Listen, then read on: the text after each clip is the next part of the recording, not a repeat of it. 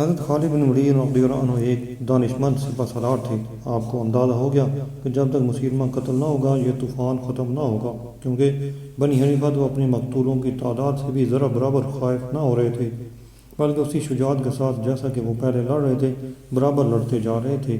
اس کے بعد حضرت خالد بن ولید رضی اللہ عنہ خود صف سے باہر آئے اور دشمنوں کے سامنے جا کر مبارزہ طلب کی اور فرمایا، میں ابن الولید ہوں، میں عامر اور زید کا فرزند ہوں۔ جس کے بعد تمام مسلمانوں نے حسب روایت ایک زوردار نعرہ تکبیر بلند کیا۔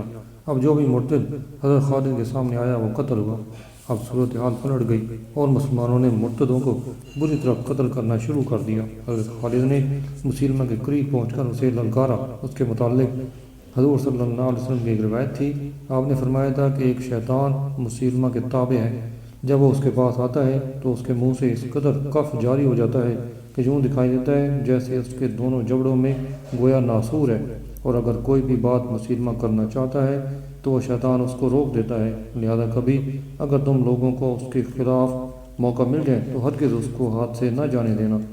رسول کریم صلی اللہ علیہ وسلم کے اسی ارشاد کی وجہ سے حضرت خالد بن ولید اس کے قریب پہنچ گئے اور اس پر حملہ کرنے کا کوئی موقع تلاش کرنے لگے۔ حضرت خالد نے ملاحظہ فرمایا کہ وہ اپنی جگہ جمع ہوا ہے، حالانکہ جنگ میں مسلمانوں کا پلڑا تو اب بھاری ہو چکا تھا۔ مسلمان اب مرتدوں کا بے دریغ قتل عام کر رہے تھے۔ تاہم حضرت خالد نے یہ اندازہ بخوبی لگایا کہ جب تک مسلمہ اپنی جگہ سے نہ ہٹے گا اس وقت تک اس کے ساتھی میدان سے بھاگنے پر ہرگز راضی نہ ہوں گے۔ حضرت خالد بن ولید نے یہی سوچ کر مسلمہ کذاب کو آواز دی۔ اس نے جواب دیا۔ حضرت خالد نے اس کو چند ایسی باتیں پیش فرمائیں جو وہ چاہتا تھا کہ اچھا یہ تو بتلاؤ، اگر ہم نصف پر راضی ہو جائیں تو کون سا نصف حصہ آپ ہمیں دیں گے؟ اس کی یہ عادت تھی کہ جب وہ کوئی جواب دینا چاہتا تو اپنا منہ شیطان سے مشورہ کرنے کے لیے دوسری طرف پھیر لیا کرتا تھا۔ چنانچہ اس دوران اس نے جب اپنا منہ پھیرا تو حضرت خالد نے اس پر حملہ کر دیا۔ وہ جو سہم کر بھاگا تو اس کے ساتھی بھی میدان سے بھاگ اٹھے۔ حضرت خالد نے مسلمانوں کو للکارا کہ خبردار، اب کوتاہی نہ کرنا اور آگے بڑھو اور کسی کو بچ کر نہ جانے دو۔ مسلمان سب کے سب ان پر پل پڑے اور مرتدوں کا صفایا کیا۔ اسی اسرا میں ان کے سردار محکم نے انہیں حکم دیا کہ تمام لوگ باغ میں پہنچ جائیں۔ چنانچہ بنی حنیفہ کے جتنے افراد بچ گئے تھے وہ باغ میں چلے گئے، یہ بھی بہت بڑی تعداد میں تھے۔ بنی حنیفہ نے باغ میں داخل ہو کر تمام دروازے اندر سے بند کر لیے۔ مسلمانوں نے چاروں طرف سے اس باغ کو گھیر لیا تھا۔ بنی حنیفہ نے جب خود کو باغ میں محصور کر لیا تو حضرت برا بن مالک رضی اللہ عنہ نے اپنے ساتھیوں سے فرمایا کہ اس کا ایک ہی حل ہے کہ تم لوگ مجھے کسی طرح باغ میں اس دیوار کے ذریعے اندر داخل کر دو، اگر ایسا کرو گے تو میں دروازہ اندر سے کھول دوں گا۔ 3-4 کوششوں کے بعد آپ دیوار پھلانگنے میں کامیاب ہو گئے۔ آپ جو ہی اندر کودے آپ نے دشمنوں پر زبردست حملے کیے، جس کی وجہ سے وہ لوگ دروازہ کے پاس سے تھوڑی دیر کے لیے دور ہٹ گئے۔ وہ یہ سوچتے ہوں گے کہ یہ اکیلا آدمی بھلا کیا کرے گا، مگر اتنی ہی دیر میں حضرت برا بن مالک رضی اللہ عنہ نے بڑی پھرتی کے ساتھ دروازہ کھول دیا۔ دروازہ کھلتے ہی مسلمان اندر داخل ہو گئے اور مرتدوں کا صفایا شروع کر دیا۔ مسلمانوں نے اندر داخل ہو کر دروازہ باہر سے بند کر دیا۔ چنانچہ اب یہی دروازہ مرتدوں کی موت ثابت ہوا۔ اس قلعہ باغ میں تمام مرتدوں کو واسطے جہنم کر دیا گیا، جن کی تعداد کم از کم 10,000 بتائی جاتی ہے۔ ایک روایت ہے کہ اس جنگ میں وحشی نے مسلموں کو قتل کیا تھا۔ یہ وہی وحشی تھا جس نے سید الشہداء حضرت امیر حمزہ رضی اللہ عنہ کو شہید کیا تھا۔ روایت ہے کہ حضرت خالد مجاع کو لے کر باغ میں آئے اور اس کو حکم دیا کہ وہ بتائے کہ مشہور لوگ کون سے تھے اور ان میں مسلمہ کون سا تھا۔ اس نے آمادگی ظاہر کی اور ساتھ ساتھ چلنے لگا۔ ایک لاش پر رک کر اس نے بتایا کہ یہ لاش رحال کی ہے۔ وہ ایک مقتول کا چہرہ دیکھتا جاتا تھا۔ اچانک وہ ایک قداور وجیح اور شاندار شخص کی نعش پر رکا اور بتلانے لگا۔ یہ نامور شخص محکم بن طفیل تھا۔ حضرت خالد نے فرمایا کہ کیا تمہارا سردار یعنی مسلمہ ہے؟ اس نے کہا کہ نہیں، بلکہ یہ تو اس سے کہیں زیادہ بہتر اور معزز شخص تھا۔ یہ کہہ کر اس نے نام بتلایا تھا اور کہا تھا کہ یہ نہیں اے محترم سردار، یہ تو یمامہ کا محکم ہے۔ اس کے بعد وہ آگے چلا اور ایک پستہ قامت زرد رنگ مادہ روح شخص کی لاش پر رک کر بولا، یہ لاش مسلمہ کی ہے جس سے اب آپ لوگ فراغت پا چکے ہیں۔ حضرت خالد بن ولید نے فرمایا، اس نکمے بدکارہ شخص نے تم لوگوں کو اس بری طرح نچایا۔ مجاع نے کہا، آپ بالکل درست ارشاد فرماتے ہیں۔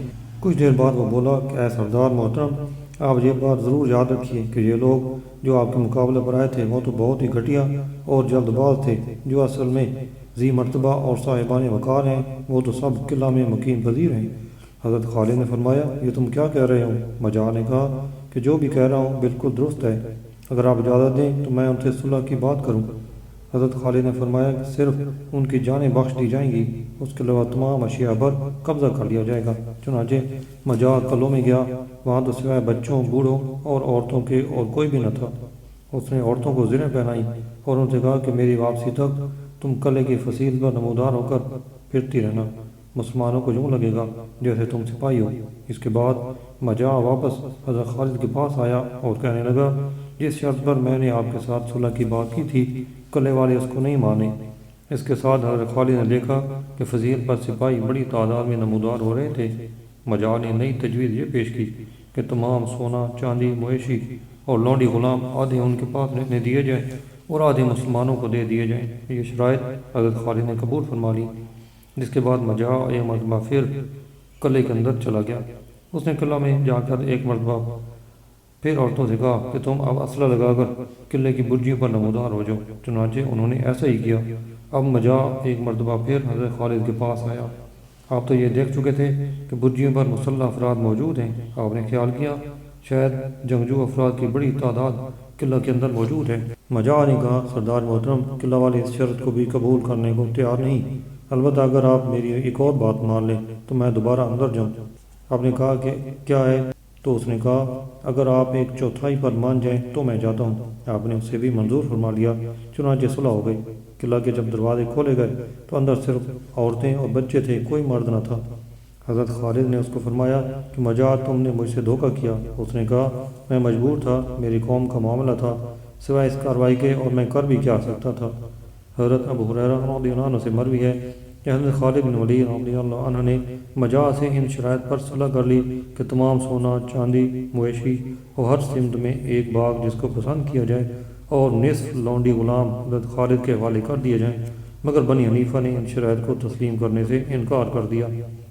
حضرت خالد نے مجاع سے فرمایا میں تمہیں 3 روز کی مہلت دیتا ہوں، اس میں آخری فیصلہ کر لو۔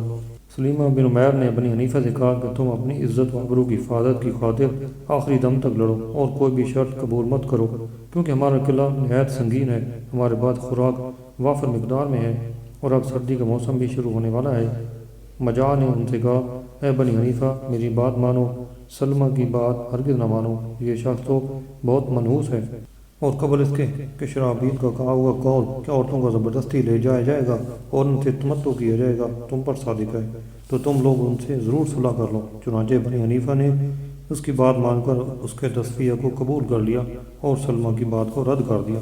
صلح کے بعد بنی حنیفہ بیعت اور سابقہ کردار کی برات کے لیے حضرت خالد بن ولید رضی اللہ عنہ کے پاس ان کے پڑاؤ میں آئے۔ ان کے ساتھ سلمہ بن عمیر بھی تھا۔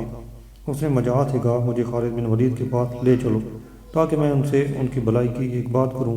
حالانکہ اس کا ارادہ یہ تھا کہ اچانک حضرت خالد پر حملہ کر کے انہیں شہید کر دیں۔ مجاع نے اس کی بازیابی کے لیے حضرت خالد سے اجازت مانگی۔ آپ نے اجازت دے دی۔ سلمہ بن عمیر قتل کے ارادے سے تلوار بغل میں چھپائے اندر آیا۔ حضرت خالد نے بھانپ لیا کہ یہ شخص قابل اعتبار نہیں ہو سکتا۔ آپ نے دریافت فرمایا کہ یہ کون شخص ہے؟ مجاع نے کہا کہ یہ وہی شخص ہے جس کے متعلق میں نے آپ سے گفتگو کی تھی، آپ نے بازیابی کی اجازت دی تھی۔ آپ نے فرمایا اس شخص کو فوراً باہر نکال دو۔ بنی حنیفہ کے چند لوگ اسے لیے ہوئے باہر آ گئے۔ انہوں نے جب اس کی تلاشی لی تو اس کے پاس سے ایک تلوار برآمد ہوئی۔ ان لوگوں نے اسے بہت ملامت کی اور قید کر لیا۔ انہوں نے اسے کہا کہ تو نے اپنی اس مذموم حرکت سے اپنی پوری قوم کو تباہ و برباد کرنے کی کوشش کی ہے۔ تیری تو نیت صرف یہ تھی کہ پورا بنی حنیفہ ہی برباد ہو جائے، ان کی آل اولاد اور عورتیں لونڈیاں بنا لی جائیں۔ انہوں نے کہا اگر خالد کو معلوم ہو جاتا کہ تو ہتھیار لے کر آیا ہے تو وہ تجھے اسی وقت قتل کروا دیتے، اور اب بھی اندیشہ یہی ہے اگر انہیں تیری اس حرکت کی اطلاع ملی تو وہ تمام مردوں کو قتل کروا دیں گے اور عورتوں کو لونڈیاں بنا لیں گے۔ نیز وہ یہ گمان کریں گے کہ یہ ایک شخص کی حرکت نہیں بلکہ ہماری جماعت بھی اس سازش میں شریک ہے۔ ان لوگوں نے اسے قید کر کے قلعہ میں بند کر دیا۔ تمام بنی حنیفہ اپنے سابقہ کردار سے برات اور تجدید بیعت کے لیے جمع ہوئے۔ سلمہ نے ان سے کہا کہ میں وعدہ کرتا ہوں اب کوئی بات تمہاری مرضی کے خلاف ہرگز نہ کروں گا، تم صرف مجھے معاف کر دو۔ مگر بنی حنیفہ نے اس کی درخواست کو رد کر دیا اور اس کی سابقہ حماقت کی وجہ سے وہ اس کے کسی بھی عہد کو قبول کرنے کو تیار نہ ہوئے۔ چنانچہ ایک رات وہ چپکے سے قلعہ سے نکل کر حضرت خالد بن ولید کی فروگاہ کی طرف چلا۔ قلعہ کے پہرےداروں نے اسے دیکھ کر شور مچا دیا۔ بنی حنیفہ ایک دم بیدار ہو گئے اور اس کے تعاقب میں دوڑے۔ قلعہ کی فصیل کے قریب ان لوگوں نے اسے جا لیا۔ اس نے ان پر تلوار کھینچ لی، مگر انہوں نے اسے پتھروں سے مار مار کر ایک کونے میں پناہ لینے پر مجبور کر دیا۔ اس نے اپنی شارک کو اپنی تلوار سے کاٹ کر خود کو ہلاک کر لیا۔ تڑپتا ہوا وہ ایک کنویں میں جا گرا جہاں وہ ہلاک ہوا۔ اس قضیہ کے خاتمہ کے بعد بنی حنیفہ کا ایک وفد حضرت ابوبکر صدیق رضی اللہ عنہ کی خدمت اقدس میں حاضر ہوا تو آپ نے ان سے فرمایا کہ تم لوگوں نے یہ کیا حرکت کی تھی کہ اسلام سے بغاوت کی؟ انہوں نے جواب دیا، اے خلیفہ رسول اللہ صلی اللہ علیہ وسلم، ہم سے جو لغزش ہوئی وہ ایک ایسے منحوس آدمی کی وجہ سے ہوئی کہ جس کو اللہ تعالیٰ نے اس معاملے میں برکت دی اور نہ ہی اس کے خاندان کو۔